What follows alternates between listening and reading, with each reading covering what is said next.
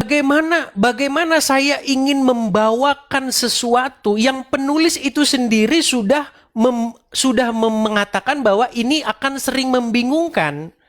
Gitu loh. Jadi saya tidak mau membawa hal yang sudah dikonfirmasi oleh penulis itu sendiri sebagai hal yang membingungkan. Makanya saya mohon maaf sekali kepada mungkin teman-teman yang sekolah teologi atau apa. Saya itu punya jam terbang pengalaman saya sendiri di dalam memberitakan ini kepada orang-orang tetangga sebelah. Nah, berbahasa dengan mereka, menurut saya kita tidak perlu sulit-sulit. Berbahasa kepada mereka itu dengan memberitakan bahwa Tuhan semesta alam itu telah mengutus anaknya yang tunggal datang ke dunia. Dan supaya apa? Supaya setiap orang yang percaya kepada dia tidak binasa, melainkan beroleh hidup yang kekal. Nah, apa yang dikatakan dari Injil kepada semua manusia? Jadikanlah, terimalah Yesus sebagai Tuhan dan Juru Selamatmu. Nah, kata-kata menjadikan Yesus Tuhan ini sering sekali tidak dipahami oleh orang Islam maupun orang Kristen. Apa maksudnya menjadikan Yesus Tuhan? Nah, makanya ini kemarin tema kita itu Bang RK. Nih. Gimana? Silakan. Nah, apa itu menuhankan, menjadikan Tuhan? Coba saya mau tanya sama Bang RK. Menerima Yesus sebagai Tuhan atau menjadikan Yesus sebagai Tuhannya atau menuhankan Yesus, itu maksudnya seperti apa Bang RK? Oke, baik. Artinya saya tunduk, saya takluk kepada Tuhan saya Yesus Kristus, sebab di atas kolong langit maupun di bawah bumi tidak ada nama yang diberikan olehnya yang olehnya kita dapat diselamatkan selain nama Yesus Kristus. Betul. Makanya itu kan pesan kita sebenarnya. Pesan kita, message kita itu sama. Supaya semua orang di bawah kolong langit ini menerima Yesus dan menjadikan Yesus sebagai Tuhannya atau tuannya, kuriosnya, majikannya, rajanya yang memerintah hidup dia. Betul? Oke, betul. Dan itulah Kak, dengan bahasa seperti itu saya rasa mereka menerima. Jadi Bang Edis tidak sepakat ketika saya bilang bahwa ketika Bang Edis mengeluarkan diksi Yesus punya Tuhan itu adalah relasi antara Yesus dengan Sang Bapa dan juga ada relasi antara Sang Bapa dengan Yesus sebagai firman. Makanya saya tidak berbicara mengenai sebagai firman, duinatur ini. Kalau menurut saya bahasa-bahasa seperti itu malah menjadi batu sandungan dalam pemberitaan. Ketika saya mengatakan bahwa konteks punya itu merujuk pada relasi. Contohnya di dalam Yohanes 20 ayat 17, Allahku dan Allahmu. Ya, di situ menggunakan kataku yang merujuk pada egoemi itu. Ya kan? Sebagai pribadi ilahi juga. Makanya relasi pribadi ilahi Sang Firman itu memiliki relasi dengan Sang Bapa. Ya, makanya ketika Bang Edis mengeluarkan diksi Yesus punya Tuhan dalam konteks relasi antara Yesus Sang Anak dengan Sang Bapa, berarti apakah bisa saya membuat sebuah statement bahwa Sang Bapa punya Tuhan yaitu anak? Baik, karena relasi antara Bapa dengan anak. Oke, baik. Karena sebelum ke saya situ bisa karena gini Bang Edis, sabar ya, maaf ya. Silakan. Maaf ya, tabe ya. Karena di dalam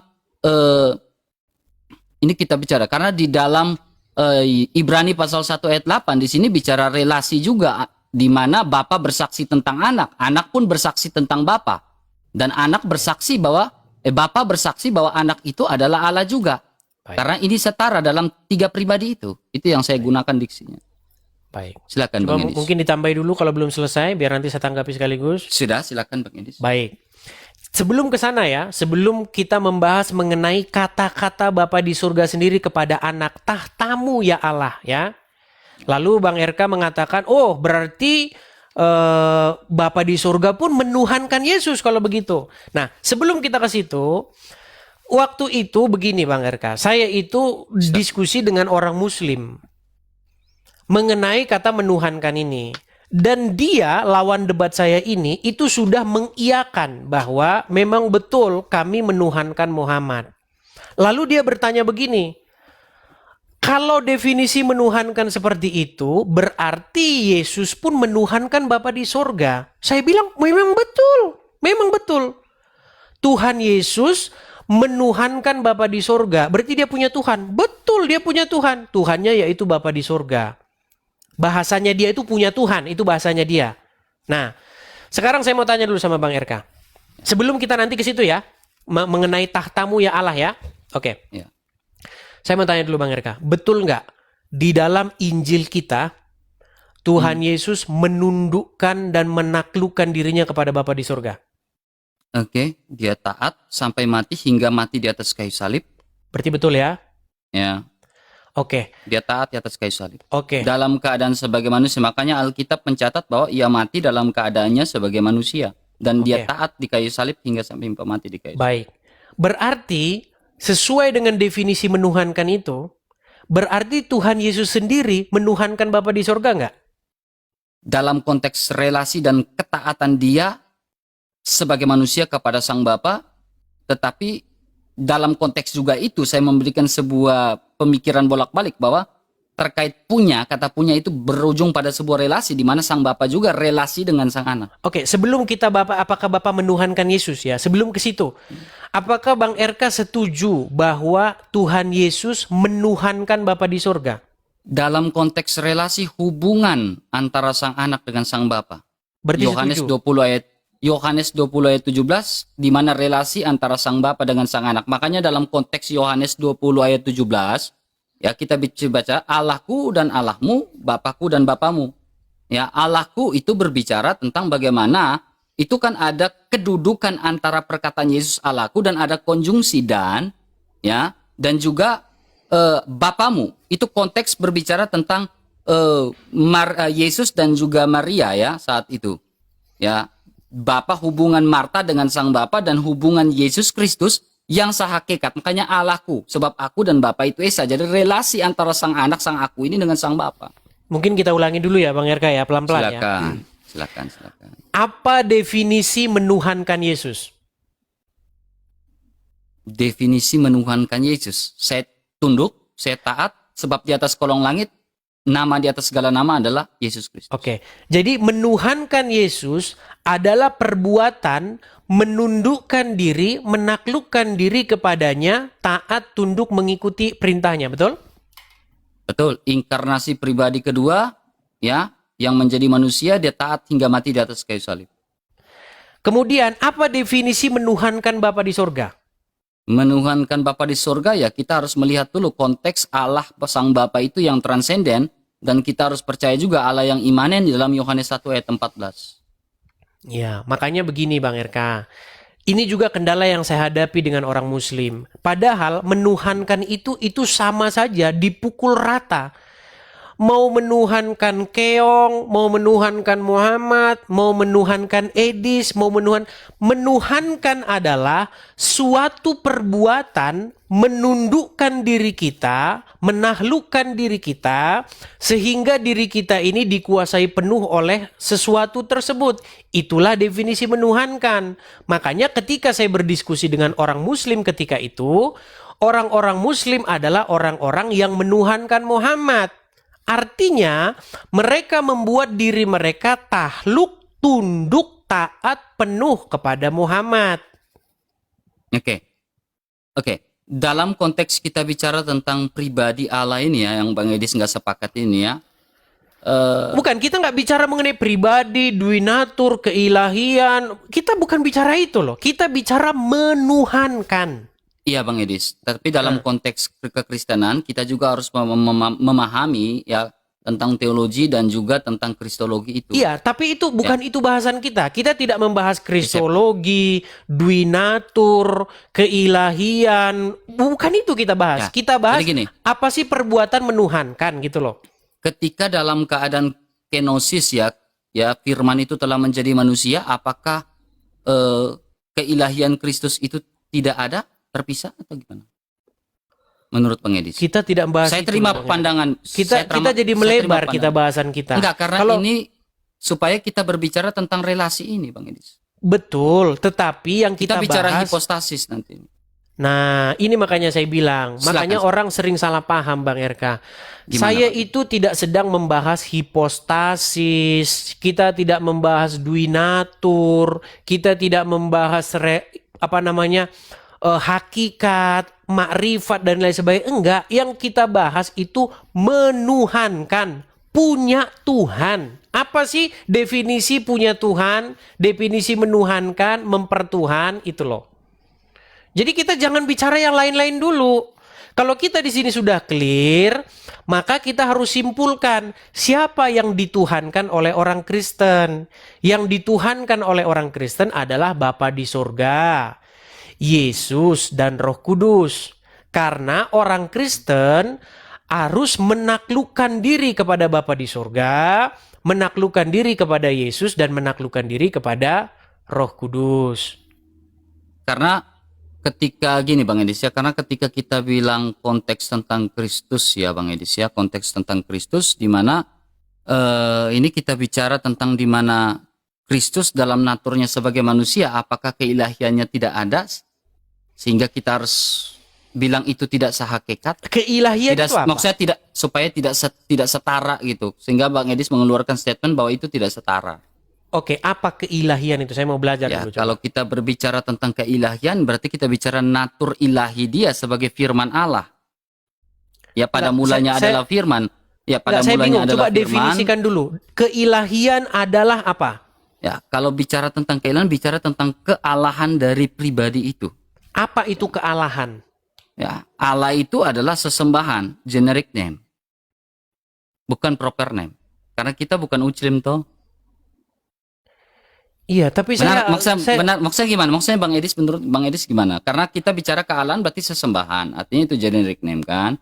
Ya. itu kata-kata itu nggak pernah ada Bang RK di dalam Bible. Kealahan Enggak. itu nggak ada. Keilahian itu nggak pernah saya jumpai dalam Bible.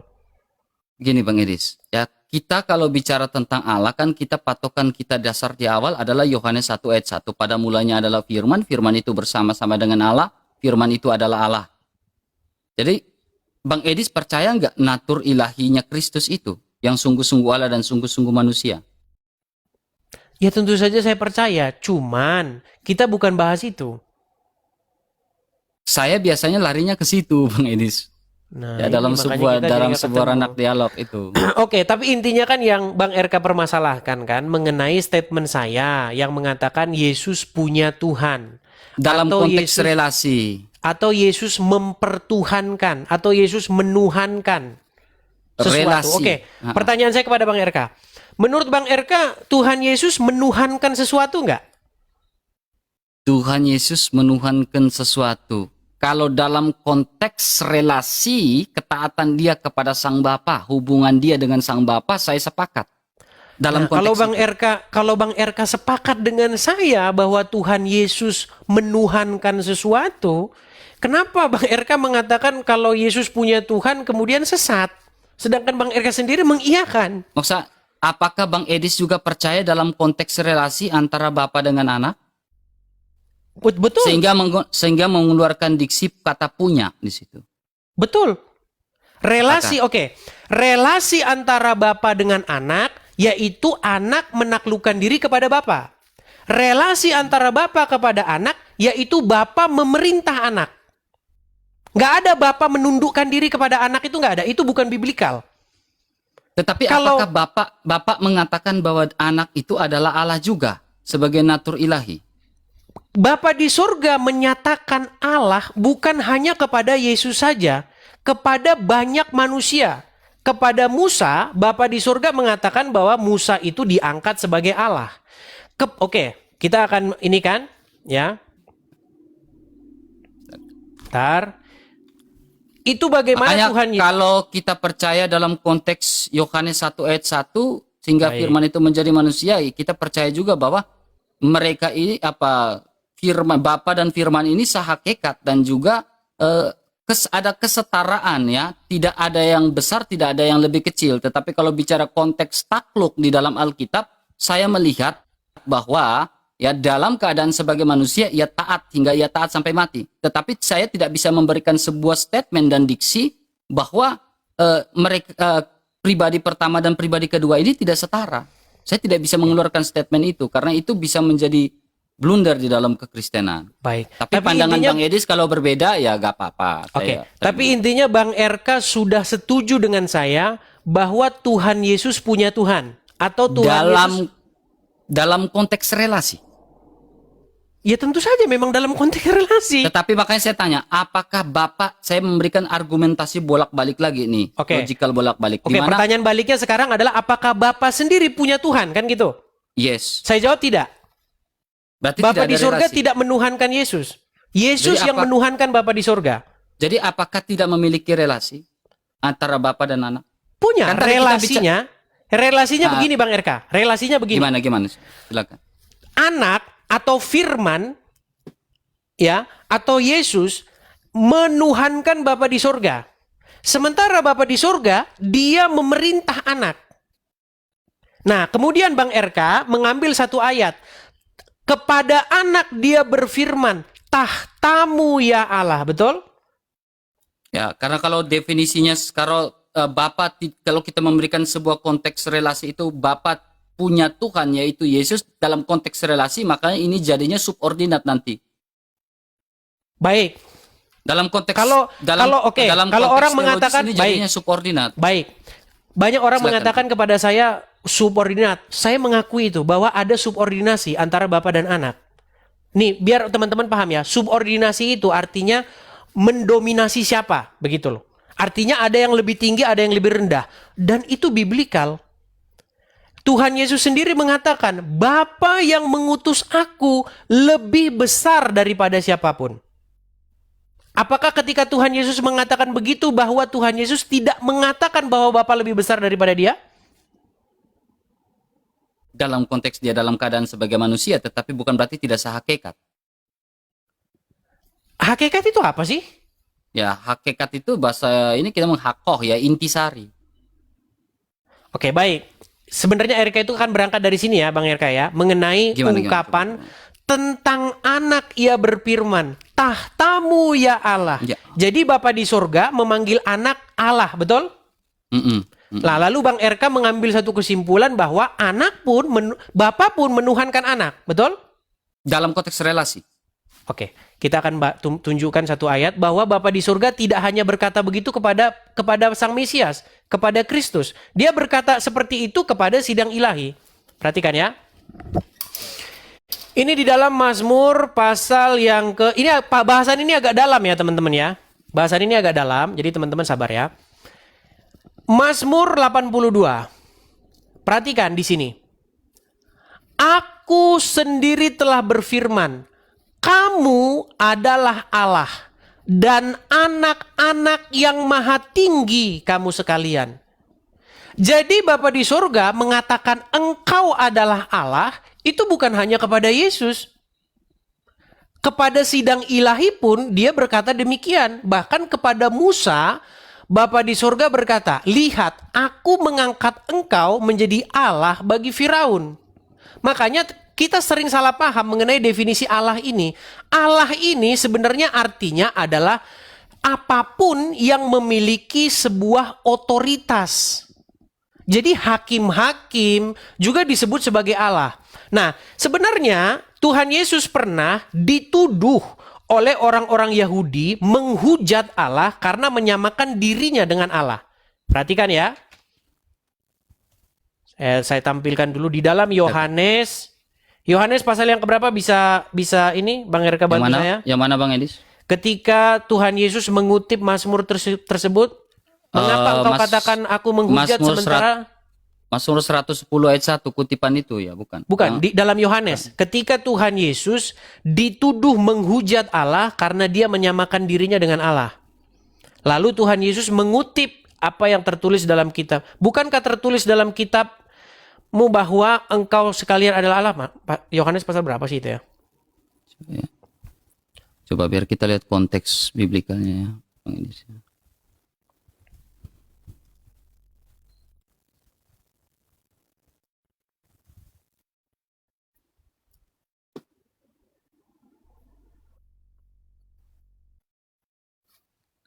Ini kita agak berbicara dogmatika ya malam hari ini teman-teman. Apa-apa Bang Edis. Perbedaan pendapat itu hal biasa. Biar kita selesaikan Bang Edis ya. Kalaupun tidak sampai selesai Bang Edis ya kita baik-baiklah gitu ya.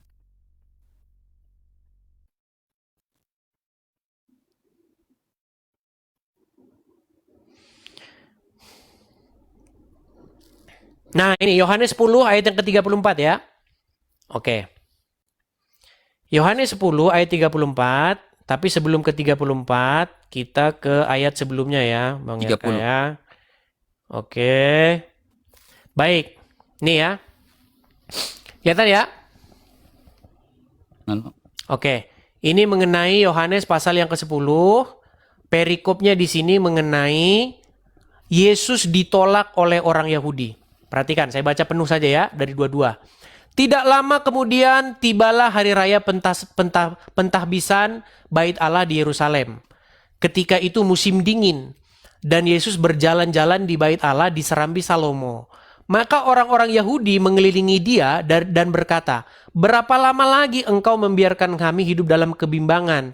Jikalau engkau Mesias, katakanlah terus terang kepada kami." Yesus menjawab mereka, "Aku telah mengatakan kepada kamu, tetapi kamu tidak percaya. Pekerjaan-pekerjaan yang kulakukan dalam nama Bapakku, itulah yang kuberitakan, yang memberi kesaksian tentang aku. Tetapi kamu tidak percaya, karena kamu tidak termasuk domba-dombaku. Domba-dombaku mendengarkan suaraku, dan aku mengenal mereka, dan mereka mengenal aku." Kita agak lompat ke sini. Nah ini, aku dan Bapa adalah satu. Sekali lagi orang-orang Yahudi mengambil batu untuk melempari dia. Kata Yesus kepada mereka, "Banyak pekerjaan baik yang berasal dari Bapakku yang kuperlihatkan kepadamu. Pekerjaan manakah di antaranya yang menyebabkan kau mau melempari aku?" Jawab orang Yahudi itu, "Bukan karena satu pekerjaan baik maka kami mau melempari engkau, melainkan karena engkau menghujat Allah, dan karena engkau sekalipun hanya seorang manusia saja menyamakan dirimu dengan Allah." Perhatikan ini intinya. Kata Yesus kepada mereka, "Tidakkah ada tertulis dalam kitab Tauratmu, aku telah berfirman, kamu adalah Allah?" Jikalau mereka, kepada siapa firman itu disampaikan disebut Allah, sedang kitab suci tidak dapat dibatalkan. Nah, jadi sebenarnya ungkapan bahwa Allah menyebut kamu sekalian adalah Allah, maksudnya di situ bukan berarti Bapa di surga itu menuhankan orang yang kepadanya Bapa di surga berkata demikian. Karena Bapa di surga berkata engkau Allah itu bukan hanya kepada satu orang saja. Kepada sidang ilahi pun dia berkata demikian. Coba bisa dibacakan tadi yang Mazmur tadi?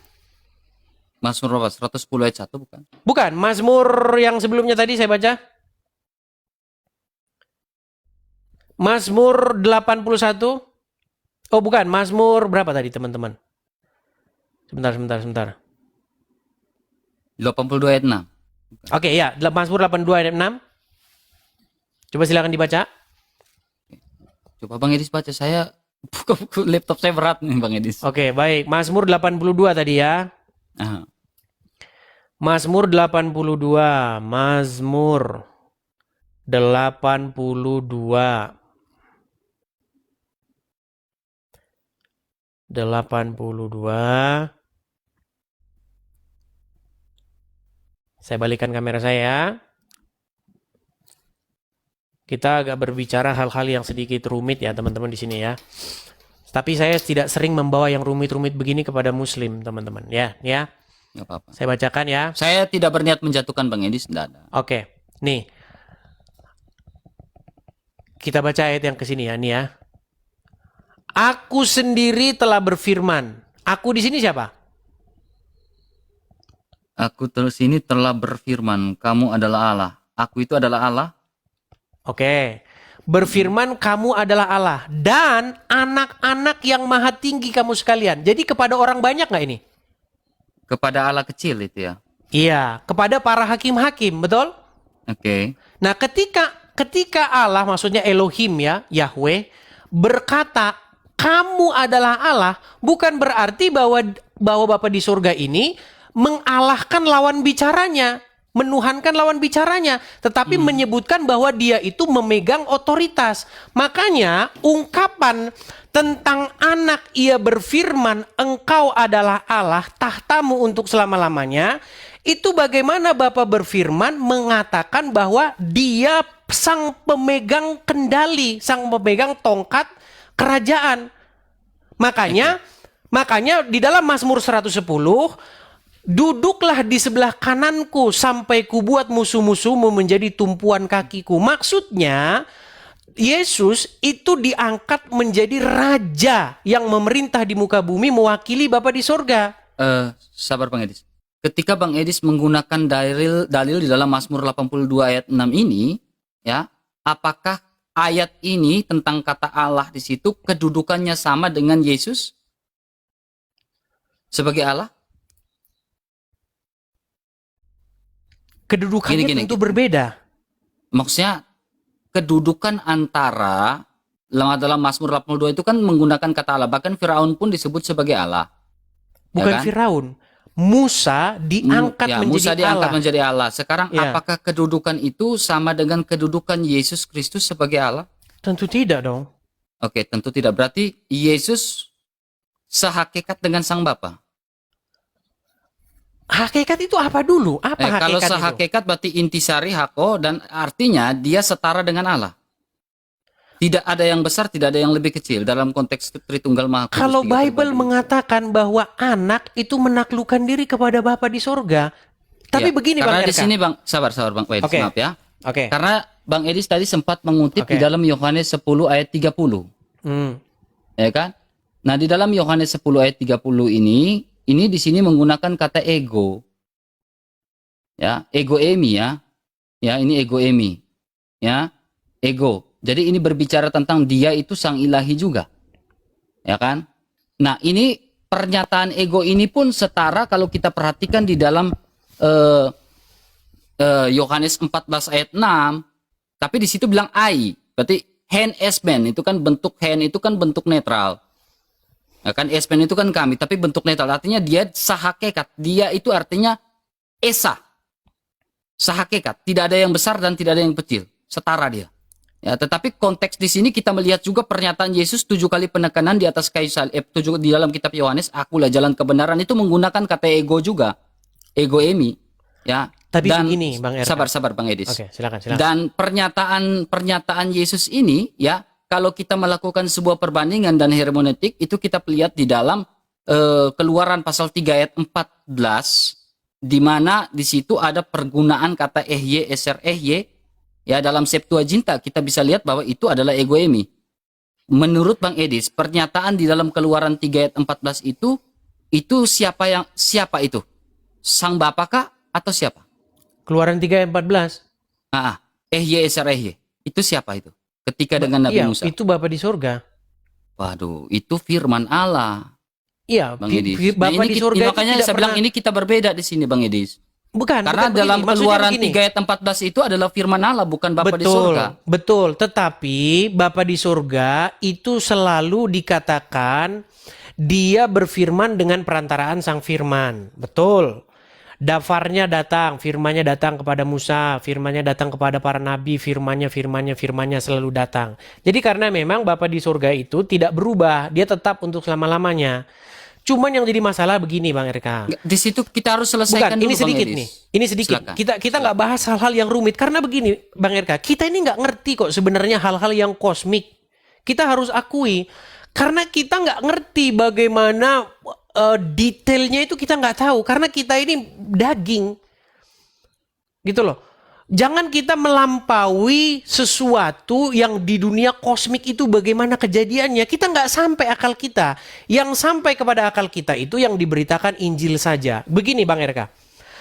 Apakah kalau Yesus menjadi hamba Tuhan atau kalau Yesus mengatakan bahwa dirinya itu lebih kecil daripada Bapa di surga, apakah itu menjadi masalah? Coba. Ya. Poin pertama ya Bang Edis ya. Poin pertama adalah kalau berbicara tentang firman yang telah menjadi manusia, dia memiliki banyak gelar-gelar ya.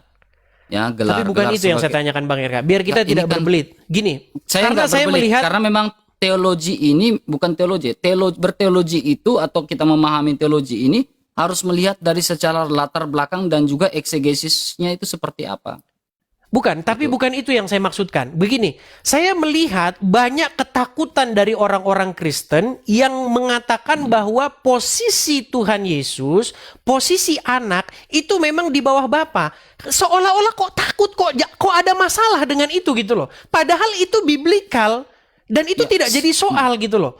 Secara itu saya begini Bang Edis ya, makanya saya tadi mau menjelaskan, ketika dia mendapatkan gelar sebagai anak Allah, hamba Allah, ya Bang Edis ya, hamba Allah ini dia taat kepada Sang Bapa. Ya, dan beberapa saya ayat yang dulu Bang kamera Edis saya. Ya, Bang Edis sampaikan beberapa ayat tadi. Oke. Tetapi di dalam sebuah di mana dia datang itu, ya firman-Nya itu tetap ada. Gitu. Firman-Nya tetap ada, keilahiannya, dua natur itu. Baik. Tidak saya tidak mau menggunakan bahasa-bahasa yang situ, mohon maaf ya Bang RK. Mungkin kalau Bang RK punya metode penginjilan mengenai dwinatur, apa segala macam, saya tidak menyalahkan. Tapi saya menghindari bahasa-bahasa yang nggak pernah ada dalam Bible. Baik. Buktinya orang Kristen banyak, orang Islam banyak kok yang percaya, yang masuk Kristen gara-gara pemberitaan saya tanpa harus menggunakan bahasa-bahasa yang bikin mumet menurut saya. Baik. Saya akan bacakan bagaimana Tuhan Yesus sendiri mengaku bahwa Bapa lebih besar daripada dirinya. Misalnya dalam Yohanes 14 ayat yang ke-28, ya. Kamu telah mendengar bahwa aku telah berkata kepadamu, aku pergi tetapi aku datang kembali kepadamu supaya kamu mengasihi aku, sekiranya kamu mengasihi aku, kamu tentu akan bersuka cita karena aku pergi kepada Bapakku, sebab Bapa lebih besar daripada aku. Ini kata Tuhan kita sendiri nih. Tuhan Yesus yang ngomong. Terus, Bapakku yang memberikan mereka kepadaku lebih besar daripada siapapun, dan seorang pun tidak dapat merebut mereka dari tangan Bapa. Kelihatan? Kelihatan? Ya, silakan lanjut. Nah, apakah kita harus menolak perkataan dari Tuhan kita Yesus bahwa Bapa memang lebih besar daripada Yesus? Yang saya herankan begini, kenapa kita ini kok takut memberitakan Injil kalau memang kepala dari istri itu adalah suami, kepala dari suami adalah Kristus, dan kepala dari Kristus adalah Bapa di sorga. Itu tidak menjadikan Kristen itu jadi salah, tidak. Oke. Kalau kita bicara Bapak lebih besar daripada aku ini Bang Indis ya, saya tanggap ya. Ya, tetapi dia bilang aku akan pergi kepada Bapa. Ya, dalam konteks di mana ya kita lihat dalam Yohanes 8 ayat 42 di mana firman itu datang ya, keluar dan datang dari Sang Bapa. Benar? Ketika firman itu keluar dan datang dari Sang Bapa, dia adalah Allah kan? Sehingga ketika dia datang menjadi manusia, makanya saya bilang ketika dia datang menjadi manusia, dia berkenosis menjadi manusia, kita bisa lihat di dalam Filipi pasal 2 ayat 5 sampai 7. Ya. Di situ ada kata kenosis. Ya kan? Ketika ada kata kenosis di situ, ya, dia ada menggunakan kata morpe doulo di dalam Filipi 2 ayat 6. Morpe dia menambahkan doulo rupa hamba. Ya kan? Jadi dia sebagai hamba Allah. Betul. Tetapi ketika dia morpe doulo, itu tetap di situ bahasa Yunani tetap menggunakan kata hiparkon, artinya tetap existing, keilahiannya. Ya, makanya saya bilang kesetaraan antara Sang Bapa dengan Sang Anak tidak ada subordinat. Ya, dia sebagai manusia, dia sebagai hamba Allah, ya, dia memberitakan, ya, dia taat sampai mati. Oke. Pertanyaannya ya, sekarang karena kita harus melihat Sang Bapa ini kan transenden. Bang Edi sudah percaya tadi ya. Sang Bapa ini adalah transenden. Tapi apa pertanyaannya? Apakah Bang Edis percaya Allah yang imanen? Imanen itu apa sih? Ya, Allah yang imanen di mana firman itu telah menjadi manusia yang Bang Edis jelaskan tadi di awal dengan Rudi Yohanes. Allah yang tampak kan? Allah yang menyatakan diri lewat firman-Nya. Iya, apakah Allah yang menyatakan dirinya itu adalah Bapa di surga itu sendiri? Firman-Nya yang menyatakan diri. Makanya pertanyaan saya tadi di awal yang tadi sebat itu saya kan bilang pertanyaan saya. Di dalam Keluaran 3 ayat 14 itu siapa? Bang Edis bilang itu Sang Bapa. Saya bilang itu bukan Sang Bapa, tetapi itu berbicara tentang, ini saya jawab dulu. Ya, itu berbicara tentang memra Allah, teofaninya Allah. Ya, teofaninya Allah. Ya, makanya kalau kita lihat di dalam Alkitab Perjanjian Lama selalu kita temukan di mana teofani Allah seperti Malak Adonai, ya, itu selalu menyatakan diri dan menampakkan diri kepada salah satunya kepada Abraham. Ketika Bang Edis mengatakan itu di Keluaran 3 ayat 14 itu adalah Sang Bapa, maka akan rusak semua tatanan dalam Alkitab. Rusaknya apa? Ya, kita percaya Allah itu rupanya tidak dilihat, suaranya pun tidak didengar. Bagaimana Musa bisa melihat Allah kalau itu Sang Bapa? Oke, tapi nampaknya kita ada Gitu. salah paham di sini Bang RK. Tema kita ini Coba kan gimana? sebenarnya mengenai Yesus yang menuhankan Bapa di surga. Statement saya ini itu banyak dibantah oleh orang-orang memang yang menolak bahwasanya Yesus itu menuhankan Bapa di surga. Tapi puji Tuhan, Bang RK di sini kan sebenarnya sudah mengiyakan saya bahwa Dalam konteks Yesus. relasi. Oke, berarti Bang RK sudah mengiyakan bahwasanya Yesus punya Tuhan atau menuhankan Bapa di surga? Dalam konteks relasi, tetapi saya juga harus membuat sebuah argumentasi bolak-balik, pertanyaan bolak-balik, dalam arti apakah Bapa menuhankan Yesus dalam konteks relasi? Tapi Kalau Bang saya Edis gak sepakat. Kalau Bang Edis tidak sepakat di Bapa juga menuhankan Yesus dalam konteks relasi sesuai Ibrani 1 ayat 8, berarti tiga pribadi ini tidak memiliki relasi satu sama lain. Makanya Memiliki Alkitab relasi, mengatakan, Bang RK. ya kalau memiliki Relasinya adalah seperti yang saya katakan tadi. Relasinya begini. Bapa itu memerintah sang anak. Sedangkan anak, dia menuruti Bapa di surga. Dia melakukan, makanya dia melakukan kehendakku. Saya akan balikkan saja kamera saya ya. Nih. coba. Atau gini dulu, sebelum saya tunjukkan ayat ini, saya mau tanya sama Bang RK. Yesus, sekarang Tuhan Yesus, dia masih menjadi hamba Tuhan atau enggak? Dia sudah menjadi raja di atas segala raja, tetapi ya dalam ini mungkin kita memiliki sebuah pemahaman yang berbeda dalam hal ini ya. Tadi Bang Edi sempat bertanya kepada Rudi Yohanes, apakah kau bisa melihat Tuhan? Ya, saya sebagai pemahaman saya bilang tubuh mistik Kristus Bukan itu loh Bang ada RK yang saya tanya. Ya, tubuh mistik Bang Kristus RK, itu dalam gereja. Oke, menurut Bang RK, apakah Tuhan Yesus sudah berhenti menjadi hamba Bapa? Tidakkah dari yesterday, today, forever, Jesus is the same. Berarti tidak berhenti kan? Ketika Yesus datang ke surga, sabar. Ketika Yesus balik ke surga, Sang Bapa itu tetaplah yang transenden. Bukan itu yang saya tanyakan Bang RK. Apakah Tuhan Yesus sekarang berhenti menjadi hambanya Bapa di surga? Berhenti menjadi hamba Bapa di surga.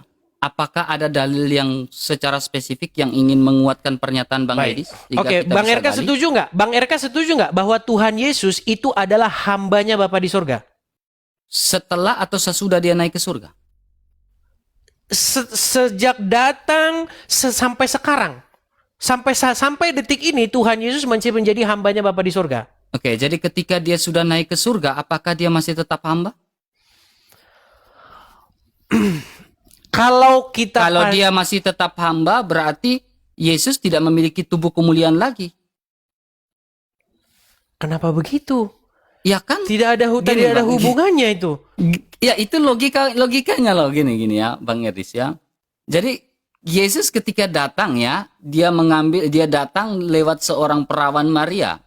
Ya kan, lewat seorang perawan Maria, mengalami tubuh daging, ada darah dan tubuh di situ. Makanya tadi saya bilang, ketika dia sudah naik, dia sudah terpaku di atas kayu salib, darahnya tercurah, lalu dia naik ke surga, dia adalah raja, dia adalah pemimpin, tetapi Sang Bapa itu tetaplah yang transenden. Ya, jadi ketika Bang Edis mengatakan bahwa, makanya pertanyaan saya, setelah atau sesudah? Setelah dia naik ke surga, ya dia kan dia hamba enggak? Kalau hamba, apakah dia memiliki darah dan daging di dalam surga? Hamba itu tidak perkara darah dan daging loh Bang RK. Malaikat itu tidak punya darah dan daging. Ketika dia diperintah oleh Bapa di surga, maka dia itu kedudukannya hamba. Hamba itu yang menerima perintah. Yang memerintah itu yang Tuhan, yang Tuan. Adakah ayat di dalam Alkitab Bang Edis Baik, menunjukkan saya bahwa ya. ketika Yesus sudah naik ke surga, dia adalah hamba Allah? Karena ini bicara darah dan daging. Setelah Tuhan Yesus naik ke surga atau setelah Tuhan Yesus bangkit, Tuhan Yesus masih menyebut Bapa di sorga itu sebagai Allahku. Betul? Maksudnya sesudah dia bangkit maksudnya? Setelah Tuhan Yesus bangkit dan naik ke sorga, bahkan ketika memberitakan firman kepada Yohanes di Pulau Patmos, apakah Tuhan Yesus masih menyebut Bapa sebagai Allahnya? Atau Ada hal Elohimnya? lain, dia mengatakan dirinya akulah Alfa dan Omega, yang awal dan yang akhir. Yohanes 1 ayat 7. Akulah Alfa dan Wahyu Omega itu, tapi kita jadi kemana? Ini Bang Erka lah. Ya maka oke lah Tapi Bang jadi Edis kemana-mana. ya. Oke lah. Gak Sebentar, apa-apa lah. ini penutupnya. Ini penutup ya. Ini penutup. Tapi satu hal sabar, satu hal Bang Edis. Terakhir ya, saya juga mau tanya Bang Edis juga. Menurut Bang Edis, dilahirkan atau diciptakan? Baik. Dilahirkan. Bible tidak pernah mengatakan diciptakan. Dilahirkan. Oke. Baik. Di sini ya jelas ya. Ini bahkan LAI sendiri itu sudah menulis Yesus hamba Tuhan. Saya itu ingin memberitakan Yesus sebagai hamba Tuhan, Yesus sebagai Mesias, Yesus yang ada di Bible kita kepada orang-orang Muslim. Dan puji Tuhan banyak yang menerima loh. Dan menjadikan Yesus sebagai Tuhannya. Yang jadi problem itu adalah banyak orang nggak ngerti menjadikan Tuhan, definisi Tuhan itu apa. Makanya saya bilang, Tuhan itu ya maksudnya ya Tuhan itu gitu loh. Perhatikan ya. Matius pasal yang ke-12. Perikopnya adalah Yesus hamba Tuhan. Banyak orang mengikuti Yesus dan ia menyembuhkan mereka semuanya. Ia dengan keras melarang mereka memberitakan siapa dia. Supaya genaplah firman yang disampaikan oleh Nabi Yesaya. Lihatlah, itu hambaku yang kupilih, yang kukasihi, yang kukasihi, yang kepadanya aku berkenan. Aku akan menaruh rohku di atasnya dan ia akan memaklumkan hukum kepada bangsa-bangsa. Ia tidak akan berbantah dan seterusnya. Ini jelas nih, lihat itu hambaku. Hambaku ini kan merujuk kepada Tuhan Yesus. Salah, lihat hambaku. Itu kan di situ perkataan Yesus itu konteks itu Bang Edis. Itu konteks di mana dia menaruhkan rohnya itu untuk bisa memberitakan kepada segala bangsa. Hambaku, makanya kataku di situ kan Yesus, berarti Yesus yang berbicara. Lihat hambaku, berarti hambanya Yesus. Bukan Bang RK, di sini Bapa di surga yang berfirman. Itu berapa itu? Ini Yohanes berapa? mengutip kitab Yesaya di mana saya bacakan ya, saya bacakan. Itu perkataan Yesus itu. Bukan, ini perkataan Yahweh ke Bapa di surga. Dalam kitab Yohanes kan? Itu kita lihat banyak orang mengikuti Yesus di atasnya. Menyembuhkan mereka dengan keras melarang mereka memberitahukan kepada dia. Makanya ada pernyataan, lihat hambaku. Berarti Yesus sedang berkata, dia menunjukkan ada definite artikel bahwa itu merujukan pada ada objek yang dia katakan. Hambaku, berarti hambanya Yesus, bukan Yesus adalah hamba. Gitu. Bang RK, Yesus juga pernah mengutip kitab ini. Ketika Tuhan Yesus masuk ke sinagog, dia mengutip kitab Yesaya. Roh Tuhan ada padaku, dan seterusnya dan seterusnya. Pada hari ini genaplah nats yang kubacakan ini kepadamu. Ini, begini, saya bacakan saja ya. Banyak orang mengikuti Yesus, dan ia Yesus menyembuhkan mereka semuanya. Ia Yesus dengan keras melarang mereka, orang-orang yang ngikutin tadi kan, memberitahukan tentang siapa dia, siapa Yesus ini, dilarang. Supaya genaplah firman yang disampaikan oleh Nabi Yesaya. Lihatlah, itu hambaku yang kupilih. Ini Bapa di sorga berfirman tentang Yesus. Lihatlah, itu hambaku yang kupilih, yang kepadanya aku berkenan, yang kukasihi, yang kepadanya jiwaku berkenan. Aku akan menaruh rohku di atasnya, dan ia Yesus akan memaklumkan hukum kepada bangsa-bangsa. Ia tidak akan berbantah dan ia tidak akan berteriak, dan orang tidak akan mendengar suaranya di jalan-jalan. Buluh yang patah terkulai tidak akan diputuskannya, dan sumbu yang pudar nyalanya tidak akan dipadamkannya. Sampai ia menjadikan hukum itu menang, dan padanya lah bangsa-bangsa akan berharap. Ini nubuatan Bapa di sorga mengenai Sang Mesias yang akan datang, yaitu Tuhan Yesus. Saya itu herannya begini, kenapa ketika saya memberitakan Yesus sebagai Sang Mesias, hamba Tuhan, banyak orang Kristen yang menolak ini. Ini tragis sekali gitu loh. Siapa yang menolak Bang Edis? Bukan, ketika saya beritakan Yesus sebagai hamba Tuhan, kok sekarang orang Kristen malah marah? Oh enggak, Yesus itu Tuhan Ya, sendiri.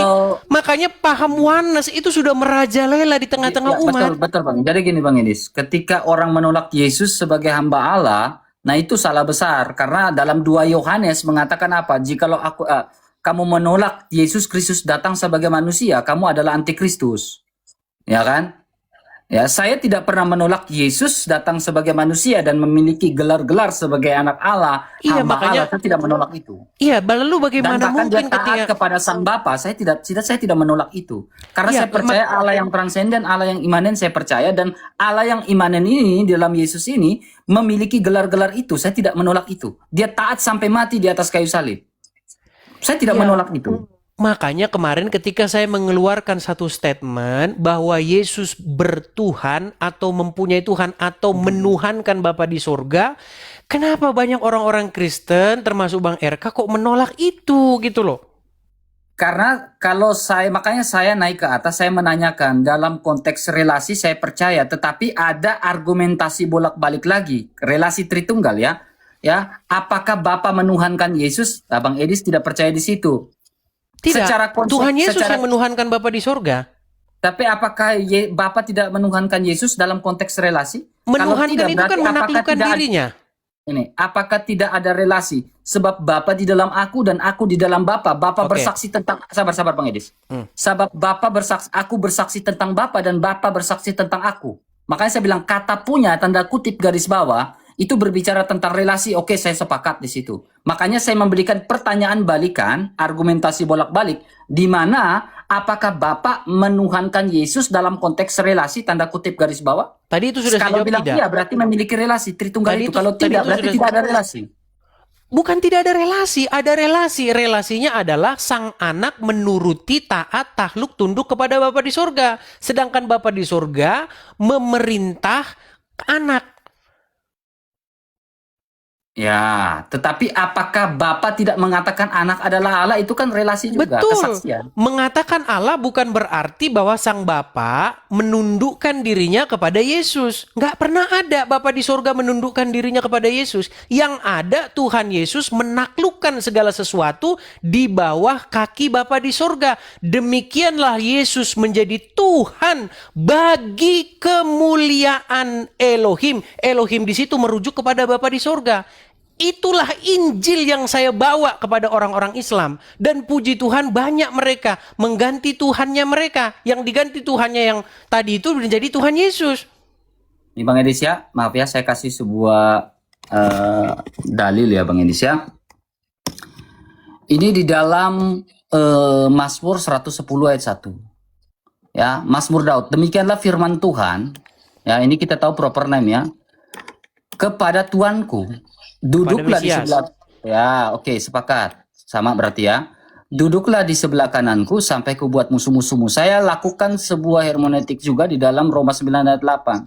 Ya, ya. Artinya bukan anak menurut daging ya. Sabar Roma 9 ayat 8. Oke. Roma 9 ayat 8. Ibrani 1 ayat 8 tadi itu. Ya. Di situ berbicara tentang keturunan Abraham, tentang Mesias.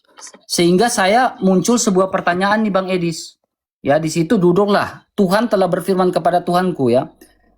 Sehingga muncul pertanyaan nih, Yesus punya Tuhan, ya, relasi, ya. T besar kan, kurios kan?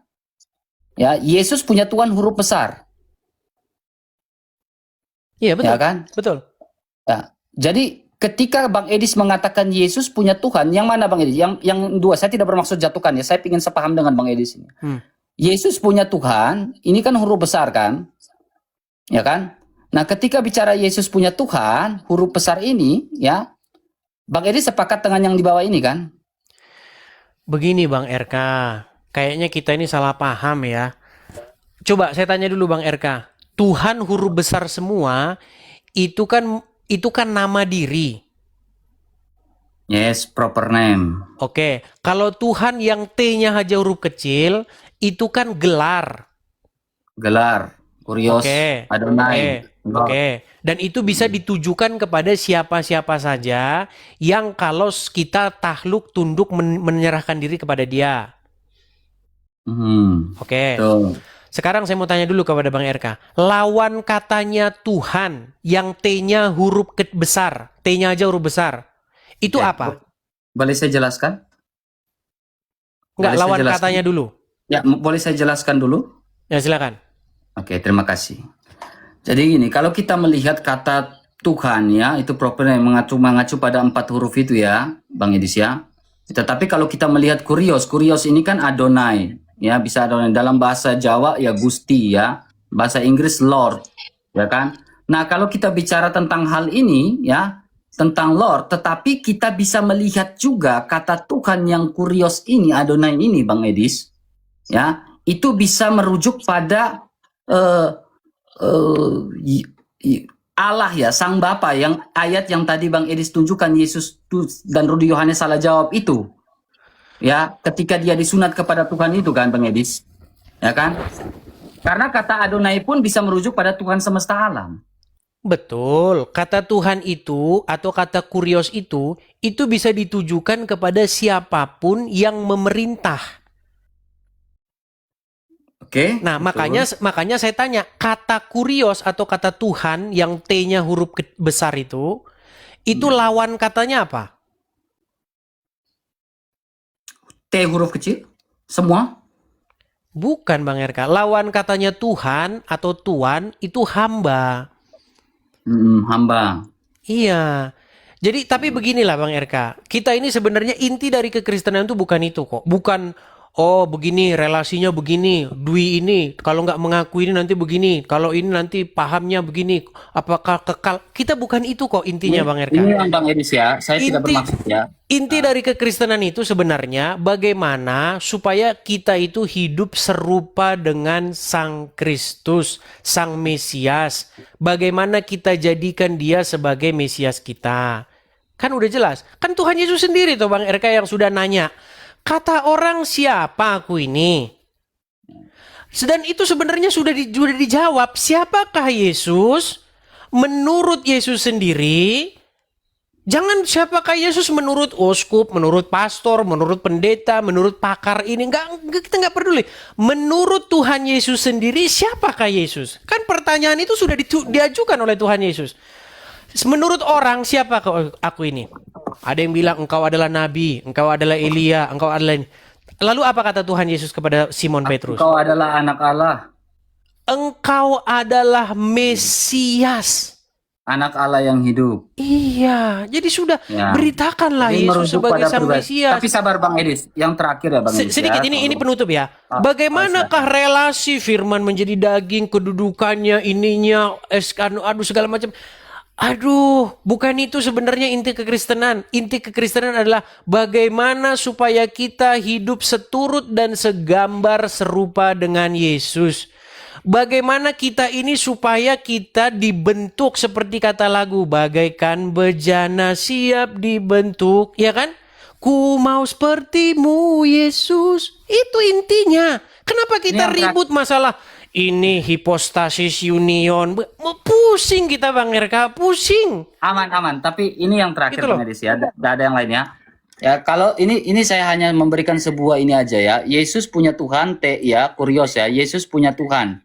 Ya, ketika kita mengatakan Yesus punya Tuhan dalam konteks yang tidak dijelaskan, maka Yesus pun Tuhan huruf besar kalau kita bisa lihat. Ya, nggak ada Yesus benar, Tuhan huruf besar Bang RK. Maksudnya begini, mewakili, maksudnya nama Tuhan Yesus. Bang Edis. Ketika kita bicara Yesus bukan Tuhan huruf besar ini Bang Edis ya. Kalau Yesus punya Tuhan dan berarti konsekuensinya Yesus bukan Tuhan huruf besar ini, maka ini akan berbicara tentang Allah yang Esa itu, aliran kasih yang kekal hipostasis pertama, ya, yaitu Sang Bapa, dan hipostasis kedua yaitu Firman Anak, dan hipostasis ketiga itu. Karena ini merujuk pada Allah ini, Tuhan ini. Kalau Yesus punya Tuhan, berarti apakah Yesus bukan Tuhan huruf besar? Yesus bukan Tuhan huruf besar, karena kalau Yesus Tuhan huruf besar, maka Bapa di surga itu disalibkan. Itu paham Oneness Pentakosta. Ketika Yesus disalibkan, apakah Bapa di surga disalibkan? Karena kalau kita berbicara Yesus adalah Tuhan huruf besar, saya sepakat itu. Dia YHWH. Iya, yang dimaksud Tuhan itu Tuhan Yesus adalah YHWH, maksudnya namanya itu disandang oleh Yesus, begitu loh. Dalam sebuah aliran Allah yang esa itu. Ya, tapi ginilah mungkin. Okelah Bang Edis ya. Tapi intinya beginilah, Bang Oke, RK, oke, saya mau Bang sampaikan, Anda pun sudah setuju dengan saya bahwa Tuhan Yesus menuhankan Bapa di surga. Tuhan Yesus punya Tuhan, yaitu Bapa di surga. Dalam konteks relasi. Oke, jadi kalau begitu statement Bang RK yang mengatakan kalau ada apologet mengatakan Yesus punya Tuhan, berarti sesat. Berarti statement itu sekarang sudah Bang RK telan sendiri. Bukan begitu, relasi, tetapi Bang Edis juga tidak percaya bahwa Sang Bapa menuhankan Yesus dalam konteks relasi. Saya tidak melihat sepanjang saya membaca Bible, mungkin saya lebih 40 kali membaca Bible sampai selesai, saya tidak pernah ketemu ayat yang mengatakan bahwa Bapa di surga menaklukkan dirinya kepada anak. Yang ada Dalam anak saya menaklukkan tidak- dirinya kepada Bapa di ya, surga. Ketika dia menakluk, ini konteks definisi memang menaklukkan Bang Edis ya, tetapi dalam konteks relasi itu tidak bisa karena ini antara kesaksian antara anak dalam Bapa dan Bapa dalam anak. Ini kita bicara Tritunggal, kalau kita tidak percaya Tritunggal ya rusak semua kalau Bapa tidak bersaksi tentang anak. Tritunggal yang seperti apa dulu Bang RK? Karena saya tidak mau Tidak di dalam satu hakikat. Bang RK, pertama saya tidak menolak Tritunggal.